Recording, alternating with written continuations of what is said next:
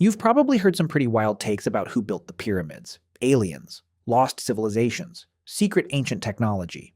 But here's the thing: the actual answer is somehow weirder than all of that.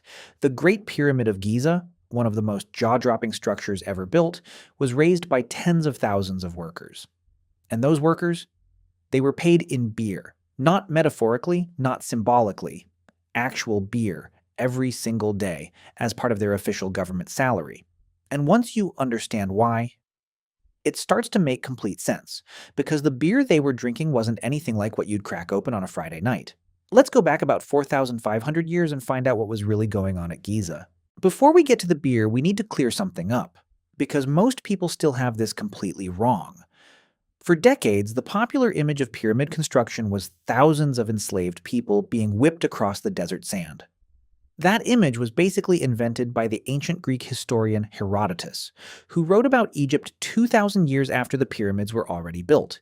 He was essentially writing historical fiction. Here's what archaeologists have actually found. In 1990, workers accidentally stumbled upon a cemetery near the Giza Plateau, a burial site for pyramid builders. And these weren't mass graves. They were proper tombs, with statues, tools, and inscriptions listing job titles like artisan and overseer of the side of the pyramid. Think about it this way. If you were running a slave camp, you wouldn't give your slaves a respectable burial right next to the king's tomb. That's basically the ancient Egyptian version of a gold watch and a pension. Egyptologist Zahi Hawass, who's spent decades excavating Giza, put it simply: slaves would not have prepared their tombs for eternity, as kings and queens did. The workers were organized into rotating crews, doing shifts of around 3 months, almost like a national service program. Some crews even gave themselves team names.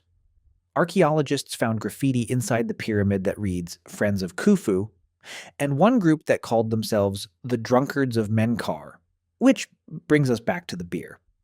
Here's the official record. Workers received daily rations from the Egyptian state. The standard package was roughly 10 loaves of bread and somewhere between 3 and 5 liters of beer per day. To put that in American terms, that's about a gallon of beer every day per person, as part of their government-issued wage. Now you're probably thinking one of two things. Either, that sounds amazing, or, wait, how are these people building anything? And that's the key part most people miss entirely, because the beer they were drinking was completely different from anything on the market today. Modern beer, your IPAs, your lagers, your craft brews, typically runs somewhere between 4% and 8% alcohol by volume. A BV, or alcohol by volume, is just the percentage of your drink that's actual alcohol. So, a 5% beer means 5% of what's in your cup will get you buzzed. The rest is water, hops, grain, whatever. Ancient Egyptian beer? Around 2% to 4% ABV, roughly half the strength of a light beer today. But that's not even the biggest difference. This stuff wasn't clear and bubbly, it was thick, cloudy. Scholars have described it as somewhere between a sour barley milkshake and alcoholic porridge. It was made from barley and emmer wheat, brewed without hops, often flavored with dates or honey. And it still had grain sediment floating around in it. Workers actually drank it through long reed straws with a built-in filter at the bottom, just to strain out the chunks. Picture a smoothie. A warm, slightly sour, grainy smoothie. That's essentially what pyramid workers were drinking. And here's the crucial thing. This wasn't a drink, it was food. Nutritionists who've analyzed ancient Egyptian beer estimate it delivered somewhere between 800 and 1,200 calories per gallon. It was packed with carbohydrates, B vitamins, and minerals. In a diet that was mostly bread and whatever else the state handed out, this beer was a legitimate nutritional supplement. One archaeologist put it perfectly. You would have had a rebellion on your hands if they'd run out. The pyramids might not have been built if there hadn't been enough beer. Here's a detail that makes the whole picture click into place. The Nile region in 2500 BCE did not have the water filtration system you have in your kitchen. The water supply near a massive construction site, tens of thousands of people, animals, waste, was genuinely dangerous to drink. Beer, because of the fermentation process, was actually safer. When you brew beer, the fermentation process, basically, yeast-eating sugars and producing alcohol, creates an environment where most harmful bacteria can't survive. So even at low alcohol levels, beer was significantly safer to drink than standing water near a work camp. It was basically ancient Gatorade, but with a slight buzz. And it wasn't just the workers. In ancient Egypt, men, women, and children all drank beer daily. It was a staple food, not a party drink. The Egyptian word for beer was heket, and it showed up in religious offerings, medical prescriptions, and everyday meals. The breweries at Giza were massive operations.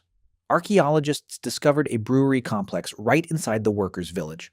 Large ceramic vats, storage facilities, the whole thing, built specifically to keep the workforce supplied.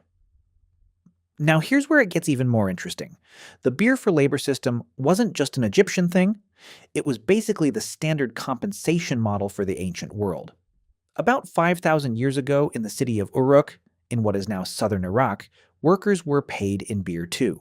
And we know this because of one tiny clay tablet that survived. On it, you can see a pictogram of a human head eating from a bowl, meaning ration, and a drawing of a conical vessel, meaning beer, with little scratched marks recording how much each worker received. This clay tablet is considered one of the oldest written documents ever found. The first thing humans ever felt the need to write down, before literature, before laws, before anything, was a beer paycheck. That tells you everything you need to know about what mattered to people back then. Even in 14th century England, Geoffrey Chaucer, the guy who wrote the Canterbury Tales, received part of his royal salary as a government official in gallons of wine per year. Paying people in food and drink wasn't weird. It was just how economies worked before coins became widespread. So here's where we land. The Great Pyramid of Giza.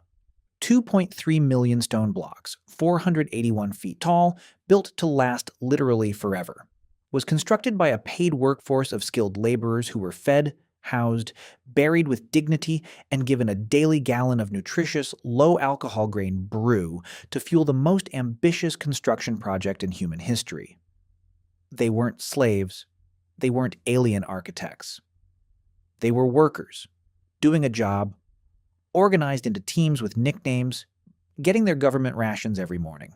And one of those rations happened to be beer, which honestly sounds like a pretty decent deal, until you remember the beer tasted like warm, sour oatmeal. But hey, 4,500 years later, the thing is still standing. So whatever they were drinking, it worked.